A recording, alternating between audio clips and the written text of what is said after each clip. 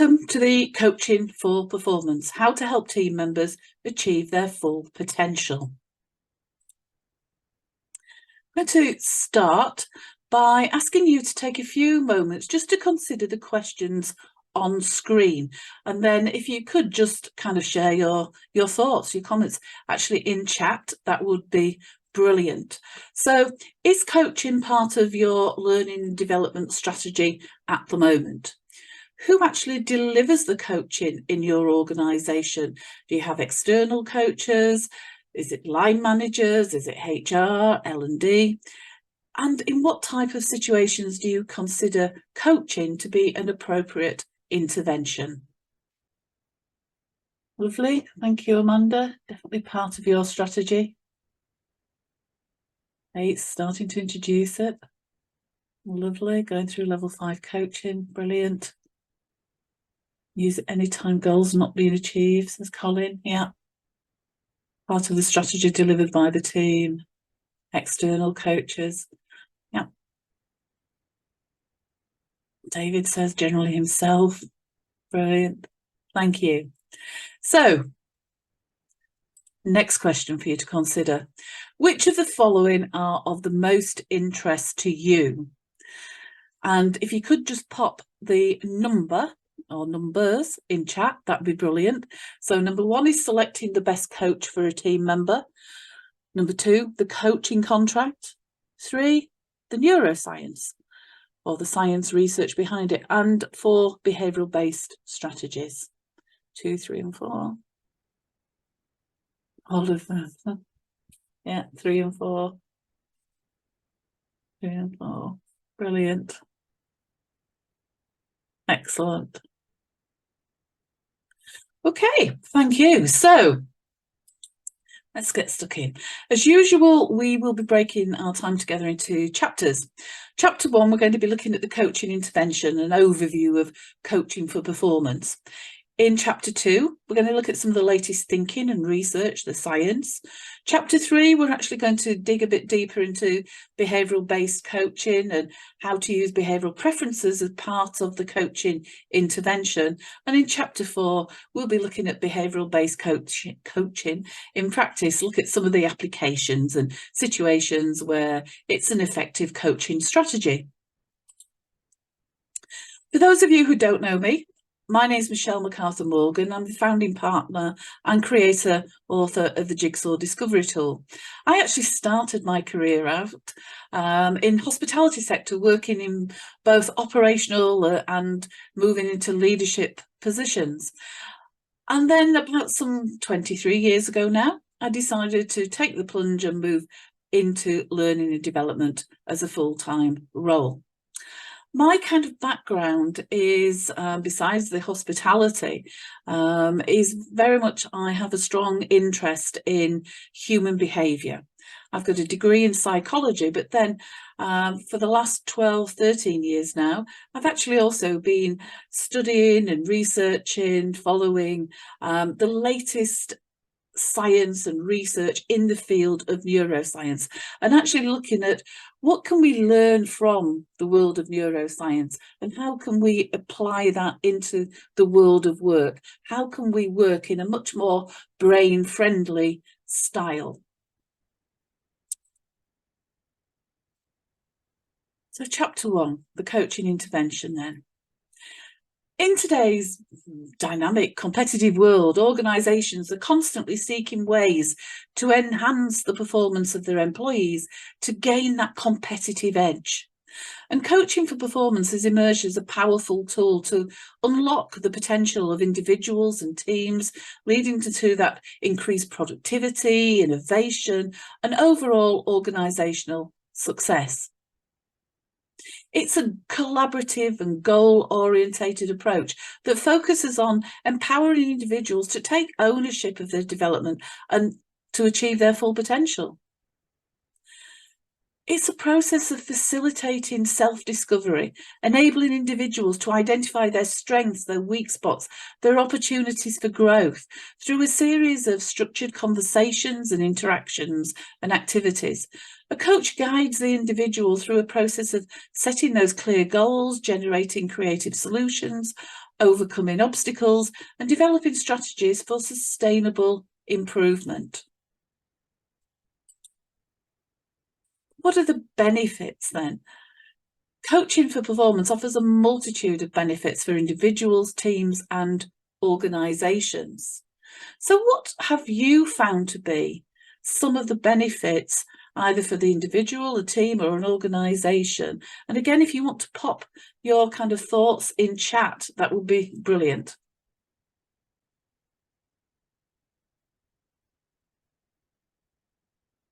Yeah, getting the coachee to think differently, to realise that if they really want to, yes, they can. Supportive environment, sounding board, progression. Yeah, individuals realising their own potential. It's that unlocking of potential, that journey of self-discovery, raises awareness. Absolutely. Yeah. So some of the benefits that we'll share with you, just coming up on screen, the benefits for the individual. You can see there all about that enhanced self-awareness, understanding of personal strengths and weaknesses, something that is very dear to my heart. Being able to realise our kind of full potential, that greater creativity and innovation, those stronger interpersonal skills, relationship building. And then if we look from a team's perspective, some of the benefits for a team, that improved collaboration, teamwork, communication, again, those relationships, enhanced conflict resolution and problem solving skills, and just overall general improved team performance. So taking that on to the organisational, then coaching can, in organisations, contribute to more engaged, motivated, high-performing workforce, that increased innovation that, and let's face it, all organisations are needing that innovation to keep at the front of the game. Employee retention and reduced turnover, again, something that an awful lot of organisations struggle with these days. That improved customer satisfaction and loyalty. So let's just think about implementing coaching for performance now. Successfully implementing coaching for performance requires a commitment from both the organisation and its leaders. Organisations should establish a supportive culture that values coaching and provides the necessary resources for training and development of coaches. Leaders should play a key role in promoting coaching and demonstrating its importance and providing opportunities for its practice. So what are some of the challenges that you have faced when implementing coaching within an organisation? Again, if you just want to pop your kind of thoughts in chat, that would be brilliant. Time. Yeah, senior management expectations, schedules. Coaching can take time, not always quick results. Yep, managers want quick fixes. Absolutely.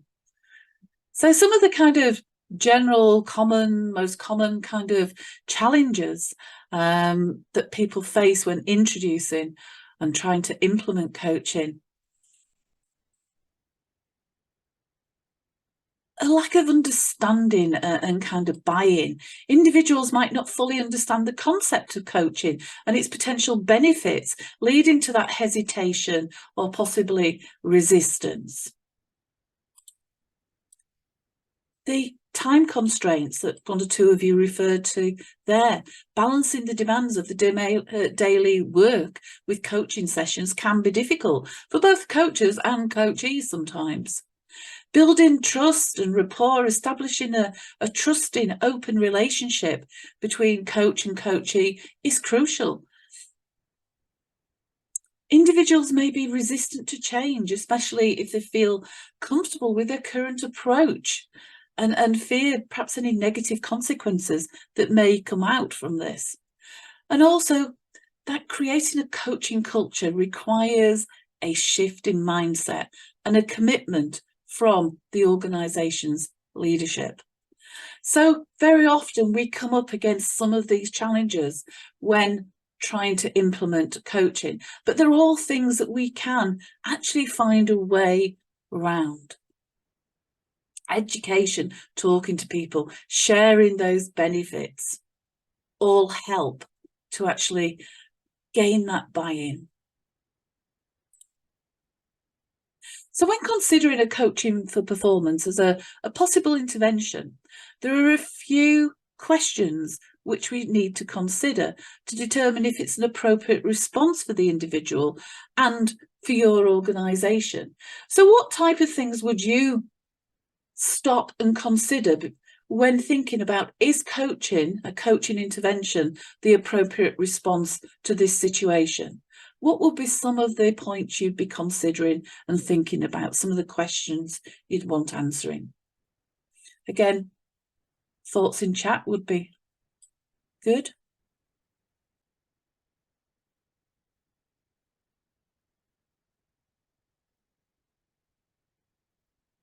Some of the things you might want to find out in considering, is this an appropriate response, is what are the specific goals or challenges that the intervention is going to address? Who would benefit most from the coaching? Is the individual in this situation going to benefit from the coaching? What type of coaching approach would be most suitable? What resources are available to support that coaching initiative? How will the effectiveness of the coaching be measured? These are all some of the key considerations that we need to think about before deciding that coaching is the appropriate response.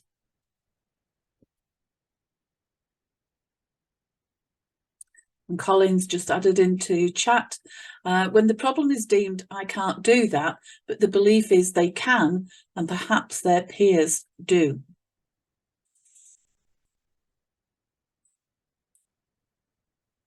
So let's just look now at some of the science, the research, the neuroscience of coaching.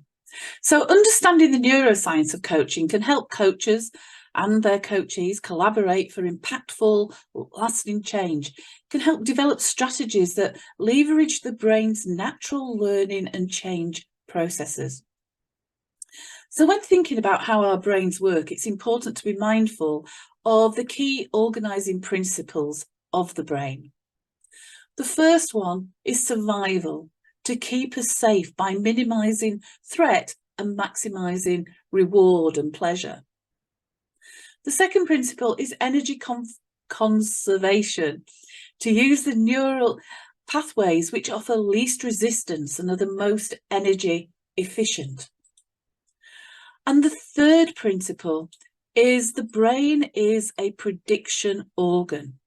The brain processes around 11 million bits of information per second.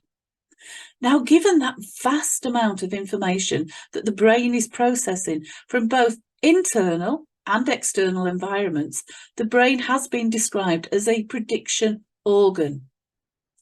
And these predictions happen at a microscopic scale as millions of neurons are talking together. And one of the researchers, Lisa Feldman Barrett, suggests that our brains are always predicting. And in actual fact, she believes that the brain's most important function is to predict our body's energy needs so that we can stay alive and well. That coming back to that survival instinct. So just looking at some of the kind of ways in which we can leverage the processes, the natural processes of the brain through coaching and with coaching. Neuroplasticity. The brain constantly is adapting and changing based on our experiences, forming new neural pathways. The brain that we go to bed with tonight will be ever so slightly different to the brain that we woke up with this morning. And coaching supports the process of neuroplasticity. When individuals learn and practice new skills and behaviours, neurons in the brain fire together and form new neural pathways. And as they say, what fires together stays together. And the more we practice and focus our attention on the new skill or behaviour, the stronger the pathway becomes, the more energy efficient it becomes, until it becomes a pathway of choice and a new habit or behaviour is formed. Attention density. This is where we focus our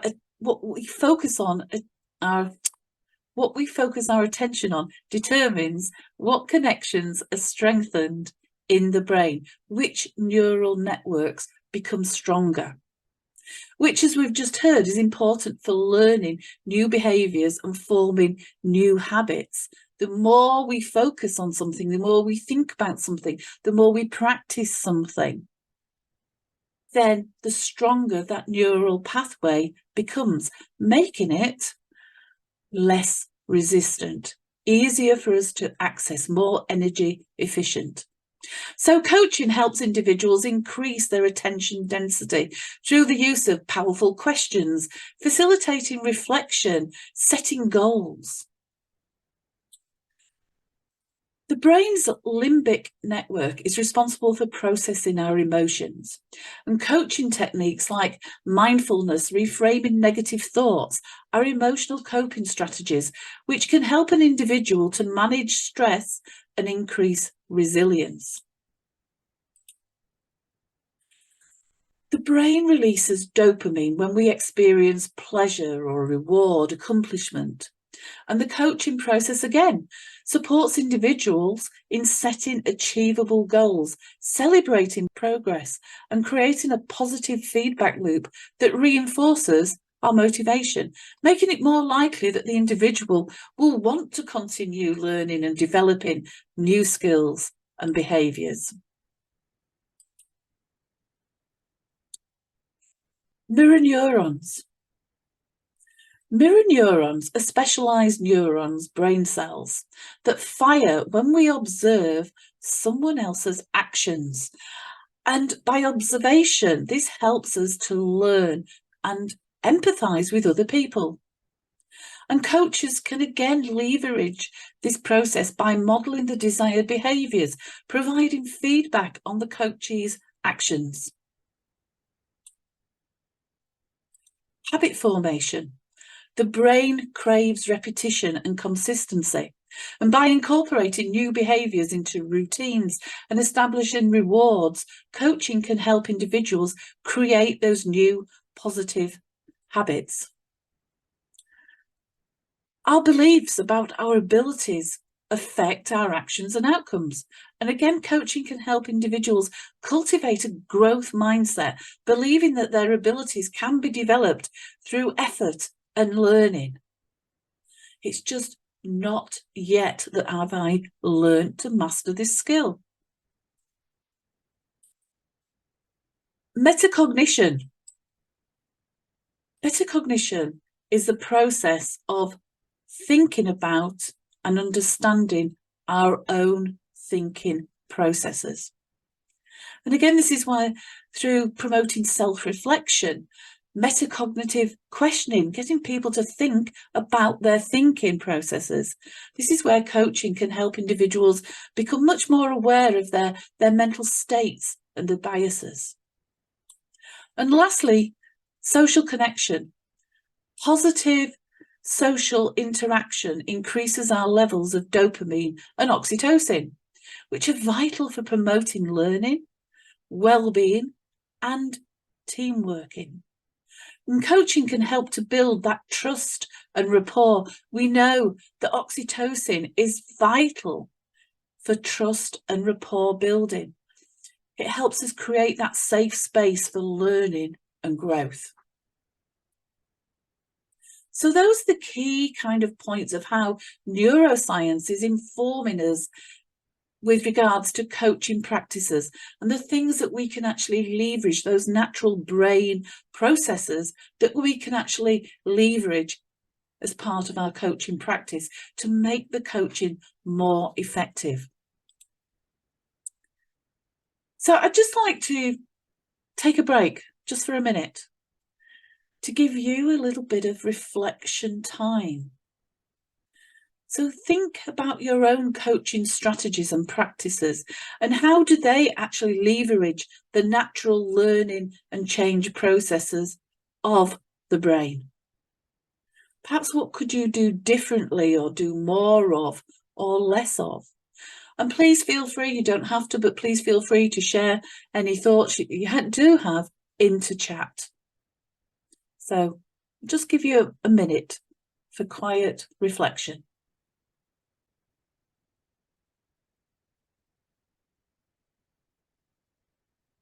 Okay, so let's move on to chapter 3, behavioural-based coaching.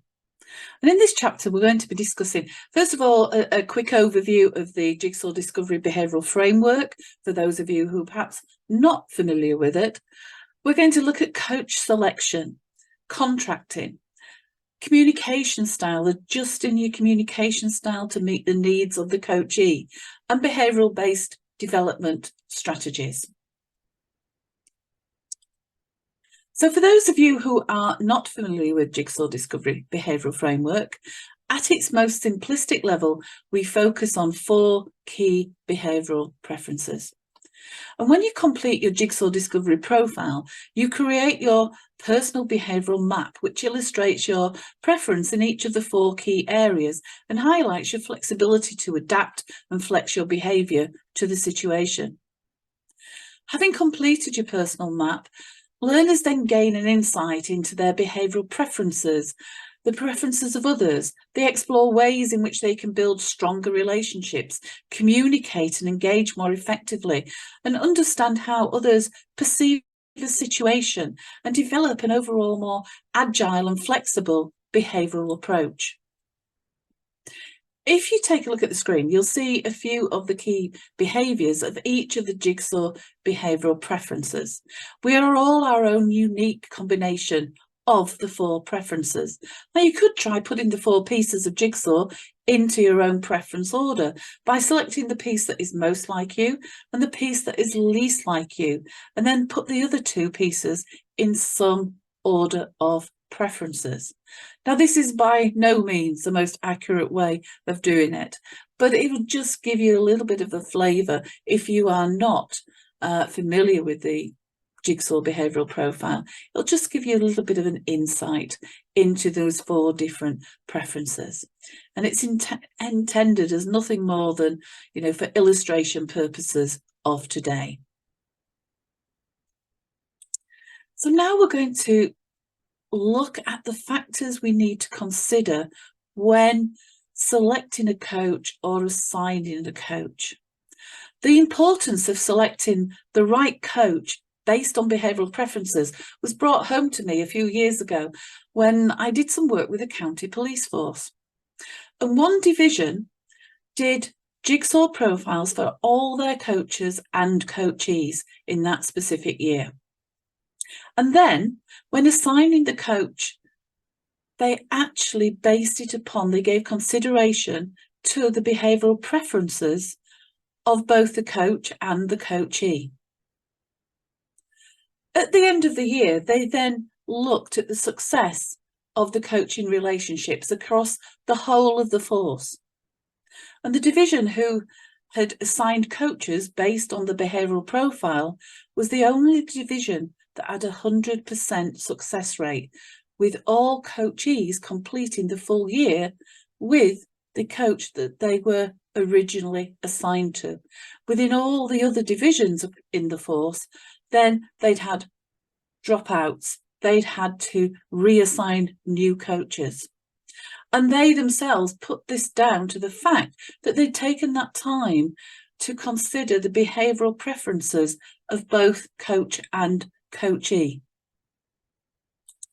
As we go through the next few slides, I'd like you to be thinking about yourself and asking yourself which type of coach would be the best fit for me? Who would be the most appropriate as your coach? So for someone who leads with a red behavioural preference, they want a coach who is quite professional, business-like, a coach that will allow them to feel and remain in control by presenting a whole host of a range of options, a coach that actually respects their intellect. So they're looking for a coach who will stimulate that original thinking, a coach that, as I said, allows them to remain independent, to have some autonomy over the whole process. Coaches that also, though, can challenge when appropriate, coaches that can kind of show tough love when appropriate. They like to be able to debate issues. They look for a coach who can be quite resourceful and inventive, a coach that actually encourages that little bit of competitive feel within the activities that they do.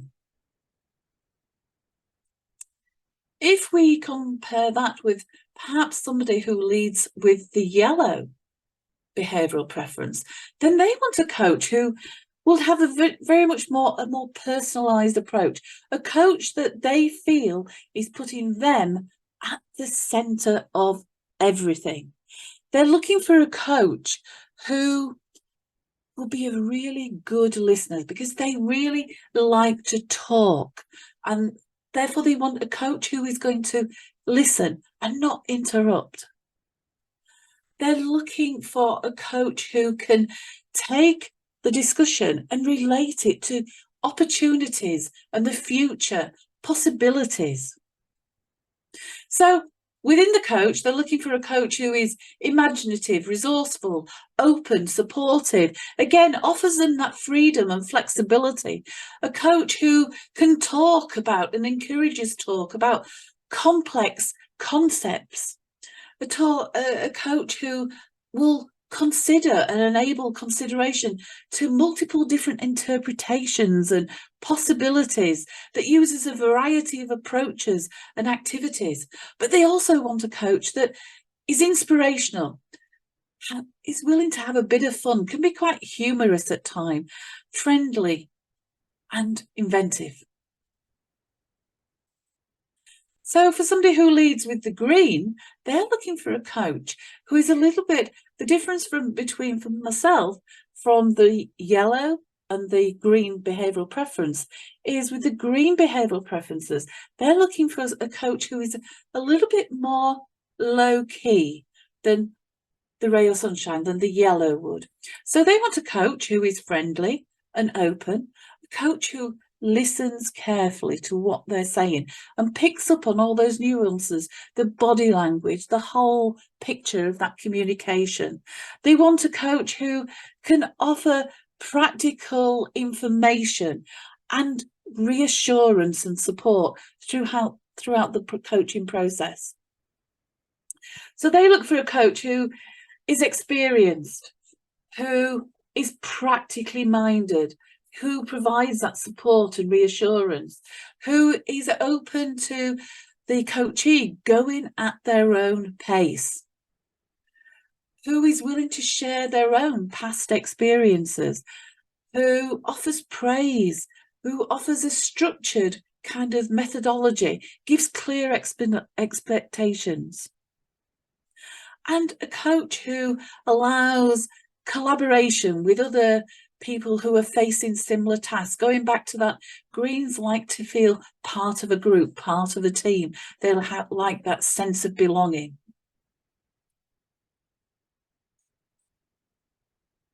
And someone who leads with the blue, well, they want a coach who is honest, is upfront. They provide details, facts, information that is relevant and specific to the situation being discussed or worked upon. They look for a coach who they consider to be experienced, professional, competent. They look for a coach who is organised and systematic in their approach, a coach who will focus in on the detail of the specifics of the development need. So they're looking for a straight talking, open, honest, detailed person, somebody who is not afraid to say it as it is, and somebody who will give both the, if you like, the pros and the cons, the rights and the wrongs, the do's and the don'ts, who will provide that kind of balanced approach. So just in chat now, thinking back about those 4 different kind of coaching styles, preferences, types of coach, which colour of coach would be the most appropriate, do you think, for yourself? If you were looking for a coach, which one of those 4 coaches would you want to engage with yourself? Again, just pop your answers in chat. Yeah, all coming through there. Like Steph's comment, yellow or red, depending on the situation. Yeah, different coaches, different kind of situations sometimes is appropriate. Absolutely. Mike says depends on the situation. Yeah, absolutely. Green and yellow and a dash of blue, says Colin. Love it. Okay. So, before starting out on a new coaching journey, what information would you like, if you are the coach, what information would you like to know before starting out on a new coaching journey or with a new coachee? What are some of the things that you would want to know? Again, pop your thoughts in chat for me. Yeah, expectations do they have? The goal, the source of the problem, the challenge, yeah. How they prefer to be communicated with. Is it the coaches who want to be coached, or is it requested by their manager? Yeah. Coachee, yeah. Yep. So this is where, again, we can use our knowledge of the jigsaw or a behavioural framework. So during the contracting period of a coaching relationship, to ensure that all aspects of the situation relationship have been discovered, it's about taking that time to ask questions by leaning into the 4 behavioural preferences. So looking through the lens of the 4 behavioural preferences. And what I'm going to do now is just give you a few examples of the questions that align to each of those different lenses. So when I'm looking through the red lens, then types of questions are around, what is the goal that needs to be achieved? How much time have we actually got available? And how is the issue impacting on the performance goal, the overall performance of the team, perhaps the achievement of the overall result? If we look then through the yellow lens, how does the objectives of that goal of the coaching, how does it relate to the overall vision, to the individual's vision of the future? Are there any bigger issues to be aware of? Are there any patterns or connections emerging with the individual or with other people within the organisation? Moving into the green lens then, how does that individual, the coachee, feel about being coached and being going on a coaching journey? But also, how do you, as the coach, feel about being part of this specific coaching journey? What are the values of the organisation? What are the values of the individual that you are about to go on this journey with? And lastly, the blue lens. Why has this issue arisen? What evidence, what information is available? What are the guidelines that you will need to agree on? What needs to be discussed about the process of the coaching journey? So those are just a few of the questions that we can think about, but it's useful to do it through the lens of the 4 different behavioural preferences, because it helps us to consider all the different aspects of that coaching journey you're about to embark on. So another important factor that can be a major influence upon the effectiveness of coaching is communication. And when we communicate in the style of the receiver, we build strong, trusting, safe relationships. Unfortunately, communication is something we so often get wrong, as we fail to acknowledge the communication style of our coachee or of our audience. On the following slides, there are some key pointers about how to make a stronger, more effective connection and communication. But it actually does go much deeper than even kind of we're going to talk about on these next few slides, because each of the behavioural preferences have specific words that they use. And when these words are used by others, they really resonate with that individual and get the message across. They get the message heard. And that's something we talk about more in our communication module. So when communicating with a red, here are a few of the do's and don'ts. It's about being clear, direct, to the point, no waffle, no going round the houses, asking specific questions, sticking to the point in hand, sticking to the business. With somebody who leads with the yellow preference, it's about building in some extra time, because their natural style is more of a meandering style. They actually think by going off script, shall we say, off the agenda. Yes, we need to control that. We need to keep drawing them back to the topic. It's about allowing the generation of options. It's not about telling them your opinions. It's about providing options and encouraging them to contribute and build on those initial options and ideas that you may present. Again, it's not getting bogged down in detail. It's about letting them do most of the talking.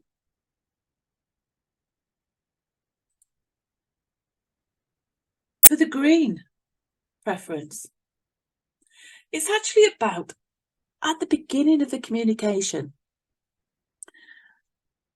establishing that kind of personal relationship, a soft, warm, friendly, sociable kind of non-business-like opening, making it very personal to the individual. It's about clearly defining expectations, using open questions. It's about allowing extra time for them to actually process what's been said and think it through. When we're communicating with greens, they don't like to rush into business. They don't want to be put on the spot there and then.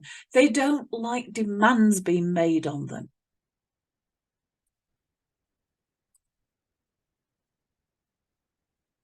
People who lead with the blue preference, it's about letting them know in advance what is on the agenda, what the process is. It's about sticking to the business. It's about giving details, not being frivolous and unclear. It's about being specific, having evidenced information. So there's just a few little pointers about the do's and don'ts when we're communicating. As I say, it's nothing more than the tip of the iceberg, really, when it comes to communication from a behavioural preference point of view, but it just gives you a few pointers. So in the last part of this chapter, I want to take a look at some of the development strategies that coaches can consider using to align with the behavioural preferences of their coachees. So whilst we need to focus upon strategies which align to the leading preference of the coachee, it's also important to give consideration to the secondary preference of the coachee. And this is where completing the behavioural profile at the beginning of a coaching relationship can be helpful, as the coach and coachee can use that opportunity to talk through their behavioural profiles and preferences to gain insight into the most appropriate and effective strategies and communication to consider using as part of that coaching relationship. So a natural human response to feedback is to go on the defensive, to close off to it. It goes back to one of the key principles of the brain, to minimise threat. And combined with our natural negative bias, many people actually dislike receiving feedback. But by playing to the needs and the likes of each of the behavioural preferences, we've provided a couple of tips on how you can perhaps encourage coachees to be more open and receptive to feedback. So here we're looking at somebody who leads with the red coachee preference. So to get somebody who is red to be more open, receptive to feedback, we need to kind of, first of all, acknowledge their competency, their intelligence, at the same time, challenging them to stretch even further. We also need to think about how we can factor in the achievements into their long-term goals, because reds are very focused on achieving that overall, the result that is important to them. So development strategies to think about: setting stretch goals and actions. How ways in which you can leverage that intellectual aspect of the issue or of the strategy. Encouraging that independence, that autonomy. Selecting activities which are grounded in leading edge research and theory. And another great strategy for people who lead with red is debates. Debates with other intellects. People who have got similar interests to themselves or similar development needs to themselves. People who are in similar situations to themselves. Debating is a great strategy to use when we are working with reds. How to encourage that openness, that receptiveness to feedback in a yellow preference. It's about actually paying attention to their feelings. Now, most people, or often the people who lead with yellow, especially if it's quite a high score in yellow, then they're often perceived by other people as being kind of big and bold, and whatever gets said to them would just bounce off them, and nothing is further from the truth. They take feedback very much to heart. It is very easily to hurt and offend the feelings of the yellow. So pay attention to their feelings, to their principles, to their values. And again, play into their need, their like of the future, visions, concepts, ideas. Show the connectedness of the feedback to their vision for the future, how it will help them in the future. Some of the development strategies there. My favourite one strategy when working with a yellow is experiment, play to learn. Let them explore multiple ideas and options and the merits of each. Provide them with some time. Make sure they've got time built into their schedule before the coaching meeting to enable them to kind of experiment and play, to enable them to work things out for themselves. Again, having those discussions around how the learning, the skills will be of benefit to them in the future. They like things that are new. They like to be able to see and buy into those opportunities, the future possibilities.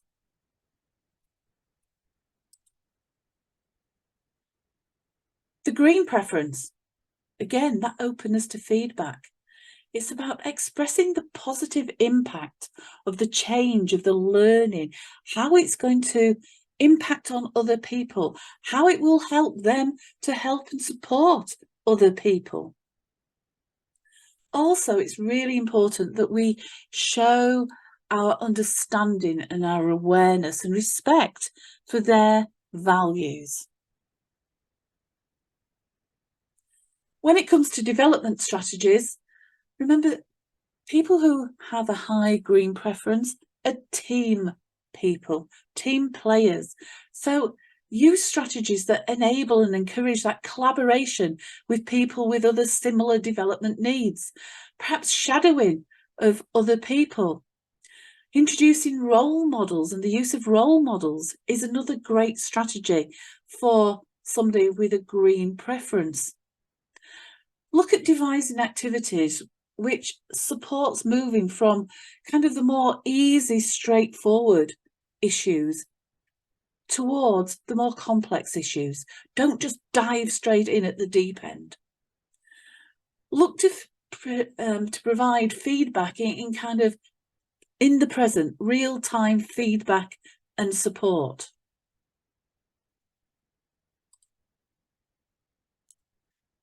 For the blue preference, encouraging feedback. We do that by giving practical reasons for the feedback, giving practical reasons and explanations, and by providing detailed, balanced information, the rights, the wrongs, the pros, the cons, what's worked, what hasn't worked.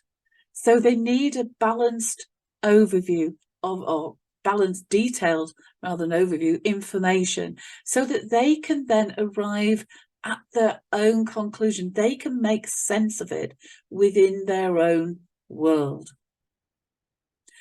Development strategies, actually employing mentors in best practices, obviously related to the issue or situation that they are being coached for at that time. Again, starting with the kind of the basic, the foundational skills and building up to more complex. Again, never just throw them in at the deep end.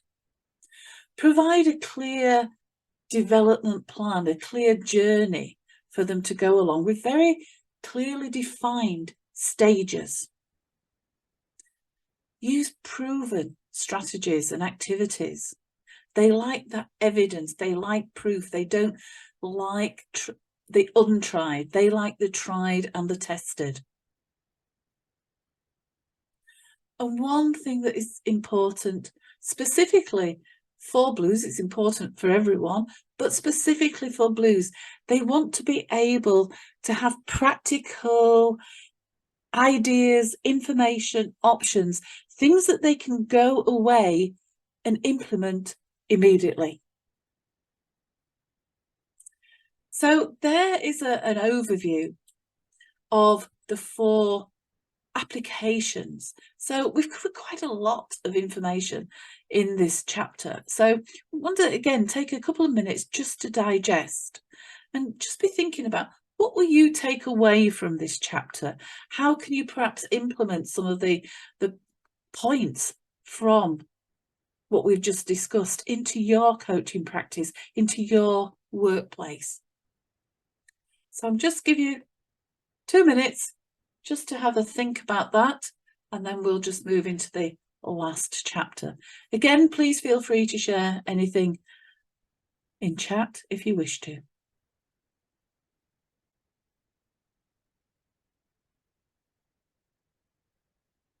Yeah, to be more mindful of types, of questions, and depending on their jigsaw preference, absolutely. Mindful of types, mindful of the kind of activities.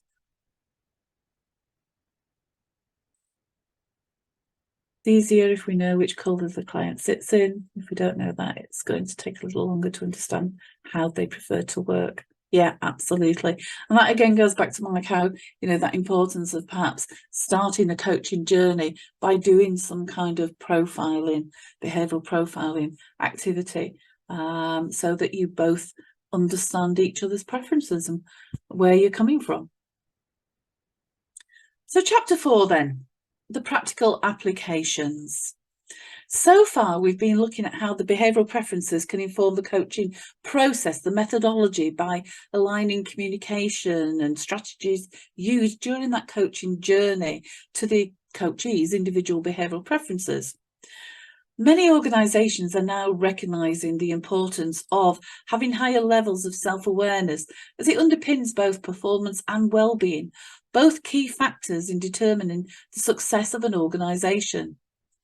The ability to build those strong, trusting relationships, which supports high performance and an individual's well-being, relies upon team members developing behavioural agility. So in the next couple of slides, I just want to look at just a few of the activities that we can use within an individual's coaching development plan to support the development of behavioural agility.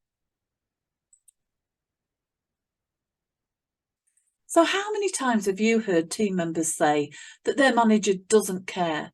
They don't value them. They're only interested in getting the job done or making money, profitability. Many managers do lead with a thinking preference. And part of their individual development plan may be to develop their feeling preference skills to be able to have that more behavioural agility. Likewise, we all know people at work who will drop everything, stop doing the task at hand because they believe a colleague needs some help, some support. And in this instance, part of their individual development plan may be to develop their thinking preference skills. So what we've got on screen is just 3 ideas for each preference. So if I have a thinking preference and I'm looking to develop more behavioural agility, I might be considering developing my feeling preference. So some of the things I could do is develop my perception taking skills to enable me to understand and relate to the emotions and feelings of others. It's about starting to practice showing appreciation and acknowledge the efforts of others, but in real time, not as an afterthought. It's about letting others see my vulnerability, perhaps sharing a few personal insights, sharing some of my emotions from time to time. Likewise, if I have a feeling preference and I'm wanting to develop that behavioural agility to become more thinking, then I can do things such as practice giving direct to the point, factual feedback. Constructive feedback. I can practice making decisions by evaluating options against a set of predetermined hard criteria such as cost, profitability, schedules, etc. I can practice making tough decisions and holding firm on them, not giving in. Likewise, if I have a sensing preference and I want to develop my intuitive preference, I could do things like writing an exec summary and look at the trends and patterns that are actually emerging, try and spend time identifying those trends and patterns in the data. I can spend time thinking and considering my future self. Where do I want to be in 5, 10 years' time? I can start to use storytelling, use more metaphors, visual language and analogies, all great ways for helping us to develop more of an intuitive preference.